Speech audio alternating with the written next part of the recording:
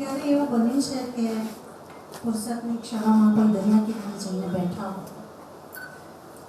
મોજાની આવન જાવન ચાલુ હો, હાથમાં થોડી રેત લીધી હો અને પછી એને ધીરે ધીરે ધીરે ધીરે મુઠ્ઠીમાંથી સરકાવી છો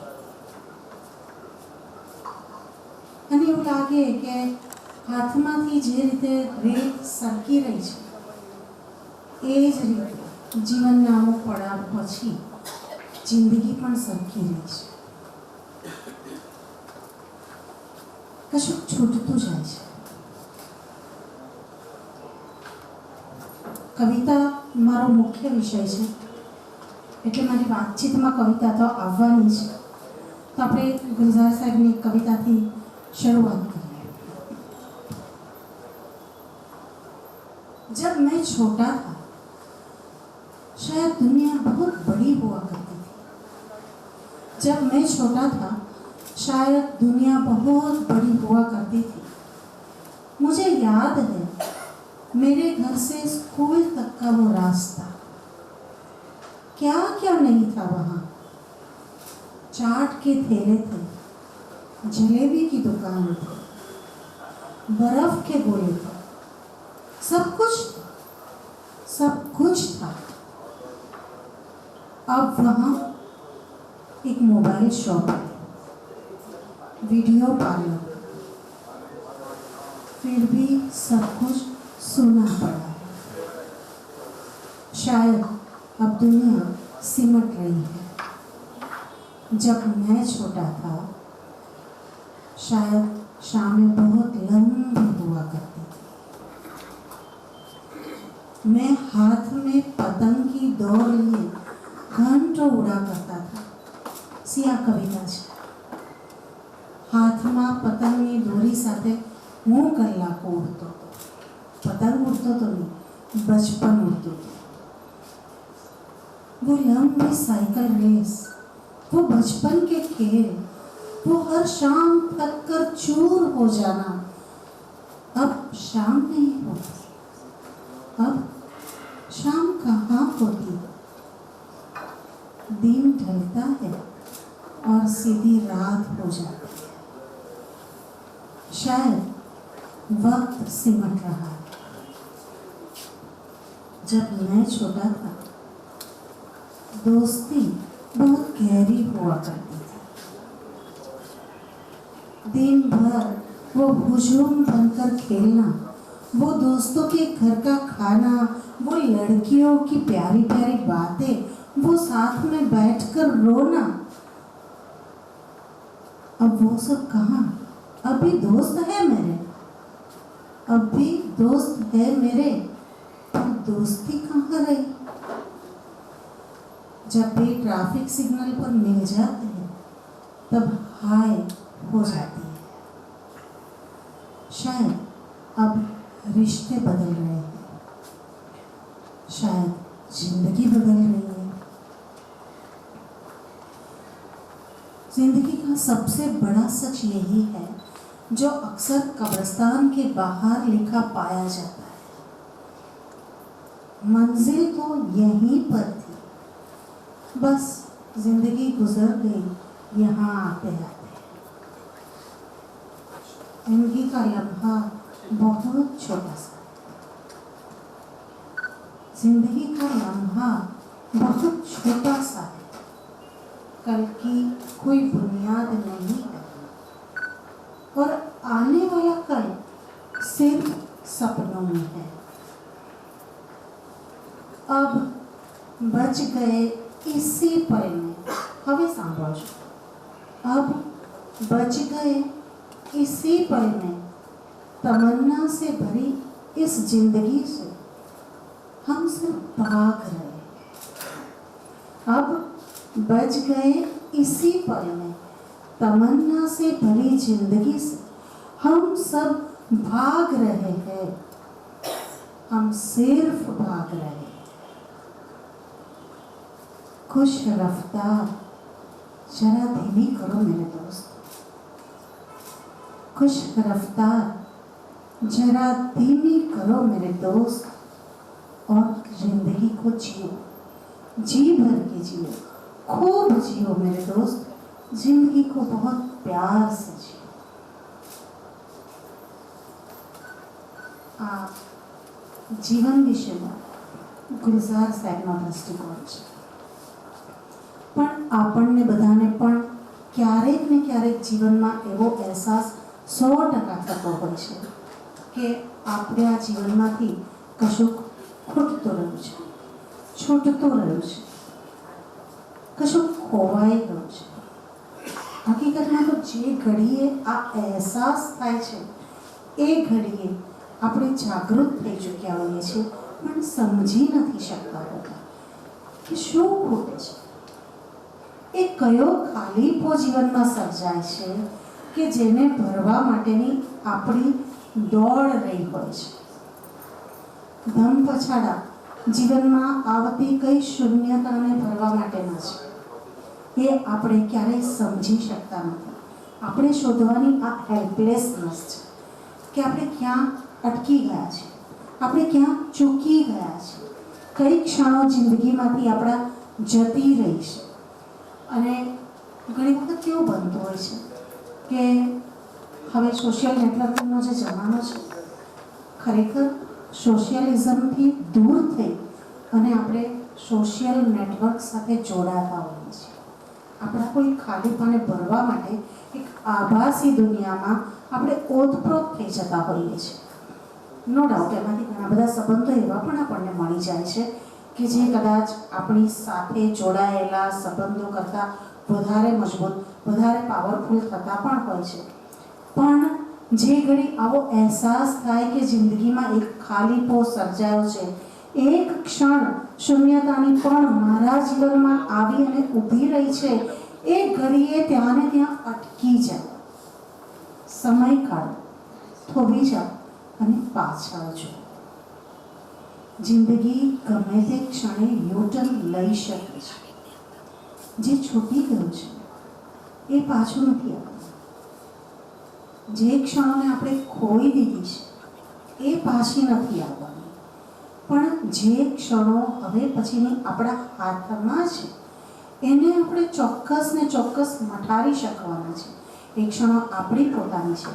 અને બીજું, આપણી પાસે હવે આપણું જાગૃત મન છે કે જેને આધારે આપણે હવે આપણી ખોવાઈ ગયેલી જિંદગીને, આપણા અધૂરા રહી ગયેલા સ્વપ્નોને પૂરા કરવા માટે પ્રવૃત્ત થવાના છીએ. જે ખોવાઈ ગયું છે એને શોધવા માટેની દોડનો આપણે આરંભ કરવાના છીએ. એ તો આપણા હાથમાં છે ને છે જ. બસ માત્ર જરૂર છે તો જાગવાની અને સમયને પારખવાની, સમયને પકડવાની. સમય જોડી લેવો પડે છે. સમય કોઈને મળતો હોતો નથી, પણ આપણે અમુક આપણી પ્રાયોરિટીઝ નક્કી કરી અને સમય જોડવો પડે છે.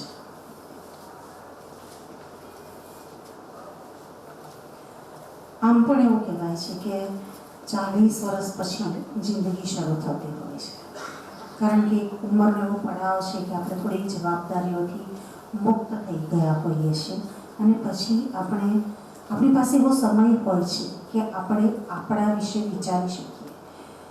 મેં ઘણા એવા દ્રષ્ટાંતો સાંભળ્યા છે, ઘણા એવા લોકોને મેં મારી આંખ સામે જોયા છે કે 40-45 વર્ષ પછીના સમયમાં એમણે એમની કેરિયર શરૂ કરી અને સક્સેસ પણ ગયા હોય. એટલે કોઈ પણ ઉંમર, હંમેશા ઉંમરને માત્ર શરીર સાથે જ સંબંધ છે, મન સાથે નહીં. જ્યાં સુધી તમે કામ કરતા હશો, જ્યાં સુધી તમે તમારા કામને એક પછી એક કામને ગતિ આપતા રહશો, ત્યાં સુધી તમારા મનને ઉંમરનો કાંઠ કોઈ દિવસ લાગવાનો નથી. મેં એવું ક્યાંક વાંચ્યું છે, અહીંયા ડૉક્ટરો ઘણા છે અને મારી સાથે કેટલા સંમત થશે મને ખબર નથી, પણ તેમ છતાં મેં એવું વાંચેલું છે કે જ્યાં સુધી તમારા શરીરનો છેલ્લામાં છેલ્લો સેલ મૃત્યુ માટે તૈયાર નથી થતો, ત્યાં સુધી તમે તમારી જ જીવિકાને આધારે ટકી શકો છો. ત્યાં સુધી તમે તમારી લાઈફને ખેંચી શકો છો. હવે જરૂર છે લાઈફને ખેંચવાને બદલે જીવવા, એને જીવંત બનાવવી. અને આ લાઈફને જીવંત બનાવવા માટે થોડાક એવા નુસ્ખાઓ છે કે જેને અપનાવવાની જરૂર છે. પ્રેમ નામનું એક અદ્ભુત તત્વ ઈશ્વરે આપણને આપેલું છે. પ્રેમ સૌથી પહેલો શરૂ થાય છે હું અને તુંથી.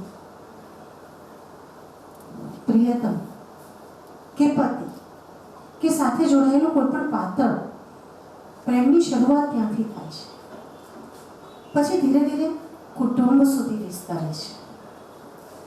કુટુંબ સુધી વિસ્તર્યા પછીનો પ્રેમ ઉંમરની બહાર પાડોશમાં જાય છે. ઘણા લોકો એવા સંકુચિત હોય છે પણ ખરા કે જે પાડોશીઓને ચાલી શકતા નથી. પણ તમે તમારા પ્રેમને જો તમારે વૈશ્વિક સ્તરે લઈ જવો હશે તો સૌથી પહેલાં લવ ધેર નેબર્સ આ સૂત્ર અપનાવવું પડશે. ત્યાંથી પછી પ્રેમ આગળ જાય છે સોસાયટી સુધી, સમાજ સુધી. અને આ સમાજથી આગળ જ્યારે આપણું પ્રેમ તત્વ વિસ્તરે છે પછી એ વસુધૈવ કુટુંબકમની ભાવના સુધી પહોંચે છે. એકવાર ખુલ્લા મને, ખુલ્લા દિલે દરેક વ્યક્તિ માત્રને પ્રેમ કરીશું, ચાહી જુઓ. એ પછી જુઓ, અમારા એક નાટ્યકાર છે અર્ચન ત્રિવેદી, કદાચ ઘણા બધા એનાથી પરિચિત પણ હશે. તમે બહુ સરસ પ્રવૃત્તિ કરો છો. એમનું એક આનંદ તરંગ નામનું નાટક છે. હું તમને લોકોને ખાસ અનુરોધ કરીશ કે કોઈક વખત ચાન્સ મળે તો તમારા લોકોની રચમાં એ નાટકનો શો રાખજો. જીવનનું બહુ બાથું એમાંથી મળશે. એમને એવી એક આદત છે કે કોઈ પણ માણસને મળે એટલે એને આઈ લવ યુ કહે. હું જ્યારે સ્વર સેતુ સાથે જોડાયેલી હતી ત્યારે એમને મારે 2-4 વખત મળવાનું થયું હતું, એટલે હું એમની આ ટેવથી પરિચિત થઈ ગઈ હતી. અને મોરારી બાપુએ જ્યારે અસ્મિતા પર્વનું આયોજન કર્યું ત્યારે એનો પત્રકાર હોવાના નાતે એનું રિપોર્ટિંગ કરવા માટે હું ગઈ હતી. ત્યાં હું અર્ચનભાઈને ફરીવાર મળી. પછી મારે જ્યારે રિપોર્ટિંગ તૈયાર કરવાનું હતું ત્યારે એમની થોડી વારે જરૂર પડી. જ્યારે આખો લેખ તૈયાર થઈ ગયો, ગુજરાત ટાઈમ્સ યુએસએમાં પબ્લિશ થયો અને મેં એમને એની કોપી મોકલી ત્યારે એમનો મને મેસેજ આવ્યો કે મને ખૂબ ગમ્યું ગોપાલીબેન, બહુ સુંદર કાર્ય છે, આઈ લવ યુ. મેં એમને સામે મેસેજ કર્યો કે લવ યુ ટુ. અને એમને તરત જ ખૂબ ખુશ થઈને ફોન કર્યો કે આ મને આનંદ પિક્ચરમાં તમે બધાએ જોયું હશે, તેમાં એક પેલા મુરારી જ ને, હું કદાચ નામ ના ભૂલતી હતો, મુરારીલાલ હતા ને, કે જેને દુનિયા માત્રના દરેક વ્યક્તિને પ્રેમ કરવાની આદત હતી. એમણે બહુ ખુશ થઈને મને ફોન કર્યો કે ઘણી વ્યક્તિઓએ મારા આઈ લવ યુનો પડઘો પાડ્યો છે પણ મારી જે ભાવના તમારા સુધી પહોંચી છે, પહેલી સ્ત્રી તમે એવા છો કે જેને મને લવ યુ ટુનો સામે રિપ્લાય કરેલો છે. અને ત્યારે મને થોડુંક એવું ફીલ થયું કે હા, હું પણ કોઈ પણ માણસને ચાહી શકું છું જેન્ડર બાયસ થયા વગર. એ પછી જિંદગી વધારે રંગીન રહે છે. જ્યારે પ્રેમ નામનો તત્વ વૈશ્વિક સ્તરે વિસ્તરી જાય છે ત્યારે જીવન રંગીન બને છે. પેલો જે ખાલીપો હોય છે ને કે શાયદ વક્ત સીમત રાખે, એ ખાલીપો ધીરે ધીરે ભરાવાની શરૂઆત થઈ જાય છે. આ રંગોનું પણ જીવનમાં બહુ મહત્વ છે. સફેદ રંગ, રંગોળી જોઈ છે, જે કલર્સથી આપણે રંગોળી કરીએ છીએ એની આઉટલાઈન આપણે સફેદ રંગથી આપીએ છીએ. બીજો કોઈ રંગ એ રંગોળીને નિખારવાનું કામ નહીં કરી શકે જે સફેદ રંગ કરી શકશે. કેનવાસ સફેદ રંગનું હોય છે, એની ઉપર તમે અદ્ભુત પેઇન્ટિંગ બનાવી શકો છો. પણ જ્યાં બેઝ સફેદ રંગનો હોય, શાંતિનો હોય, એની ઉપર તમે કોઈ પણ કલર આસાનીથી ચડાવી શકો છો. અહીંયા બેઠેલા ઘણા બધા એવા પણ છે જેના વાળનો રંગ પણ સફેદ છે. ઘણા એવા પણ છે મારા જેવા કે જે લોકો કલર કરીને આવેલા છે. પણ બેઝિક વાત સફેદ રંગની છે. આ સફેદ રંગને જો પારખતા આવડે તો મને એક મારું ગીત યાદ આવે છે, જેની 4 લાઈન હું તમારી સાથે શેર કરીશ એટલા માટે કે સફેદ રંગમાં તમે શું શું જોઈ શકો છો. અને આ 40 પછીનું ગીત છે. રેક છોકરો છે સાવ પાગલ, રેક છોકરો છે સાવ પાગલ, 40 થી નીકળેલા ચહેરાની ઝુરીઓમાં બિટવીન ધી લાઇન્સ એ વાંચે. 40 થી નીકળેલા ચહેરાની ઝુરીઓમાં બિટવીન ધી લાઇન્સ એ વાંચે. માથાની લટની આછી સફેદી અને નભની સિલ્વર લાઇન પાસે. અરે હવે રહી રહીને થઈ ગયો છે ઘાયલ કે એક છોકરો છે સાવ પાગલ. જો દ્રષ્ટિકોણ કેળવાયો હોય તો માથાની લટમાં પણ આકાશની સિલ્વર લાઇન જોઈ શકાય છે. કાળો રંગ, જનરલી આપણે કાળા રંગને નેગેટિવ લઈએ, પણ રાતનો રંગ, ખુલ્લું રાતનું આકાશ અને એમાં તારાઓની ભાત, એ કાળો રંગ બહુ અલૌકિક અને અદ્ભુત લાગે છે. એ કાળા રંગ પછીની જ સવાર આપણને સુંદર મજાની કેસરિયા વર્ણની સવાર મળે છે. અત્યારે તો કાળો રંગ પાર્ટી વેર કલર બની ગયો છે, એટલે એવરીબડી લવ બ્લેક. કેસરીઓ સવારના પોરમાં જે સૂર્યોદય થાય છે, આછો આછો સૂરજ બહાર નીકળે, એના જે કિરણો ફૂટે અને આકાશ અને સૂરજની વચ્ચે એક કેસરી કલરનો લેયર રચાય, એક લાલીમાં ઊભી થાય. એ રંગ તમારા ઘરની હોટ પ્લેટ પર પણ જે બ્લુ અને ઓરેન્જ કલરની જાય, એમાં પણ કેસરી રંગ સવારના પોરમાં એની ઉપર સ્ટ્રોંગ ફ્લેવર ચા ઉકળે, એ ચાનો પણ રંગ, અને ચીલ્ડ બિયરનો ગ્લાસ ભરાયો હોય ટ્રાન્સપરન્ટ, હા એકબીજાની સામે નજરો ગઈ, એનો પણ એક છે ને અડધો ગ્લાસ પોણો ગ્લાસ ઠંડી બિયરનો હોય, આગળ ઠંડી જાય જામેલી હોય, ઉપર પેલું સ્ફટિક જેવું વ્હાઈટ પણ નહીં ને દૂધિયા કલરનું પણ નહીં, એવું ફીણનું લેયર હોય, એનો પણ કેસરી રંગ. ખૂબ વાર વિચારજો, અને લગ્ન પછી સર્જાતો કેસરિયા રંગ. એક શાંતિથી બેસી અને ક્યારેક આ કેસરી રંગને જોજો, વિચારજો કે કેટલી બધી છાયમાંથી આપણને આ કેસરી કલરનો રંગ મળે છે. હું તો ઘણી વખત કહેતી હોઉં છું કે જો દ્રષ્ટિ હોય ને તો બાથરૂમના નળના જે ટાઇલ્સ ઉપર ટપકતા ટીપા હોય છે, અને પછી એક ટીપું ટાઇલ્સ પર ટપકે અને પછી એને ધ્યાનથી જુઓ તો એનો પણ એક નાનકડો માઇક્રો ફુવારો જેવો કે એ ટીપું ટપકે એટલે બીજા બધા ટીપા વિખરાઈને સાઈડ પર પડે. એની ઉપર પણ જાંબલી કલરની જાય થતી હોય છે, ઝીણા ઝીણા પરપોટા. એને ધ્યાનથી જોશો તો એની અંદર પણ તમને ટ્રાન્સપરન્ટ ચોખ્ખું પાણી ભરેલું હોય, અને નીચે સ્કાય બ્લુ કલરની કે વ્હાઇટ કલરની ટાઇલ્સો લાગી હોય, એ સ્વિમિંગ પુલનો કલર તમને દ્રષ્ટિ કેળવી હશે તો બાથરૂમના ટપકતા નળના ટીપામાં પણ જોવા મળશે.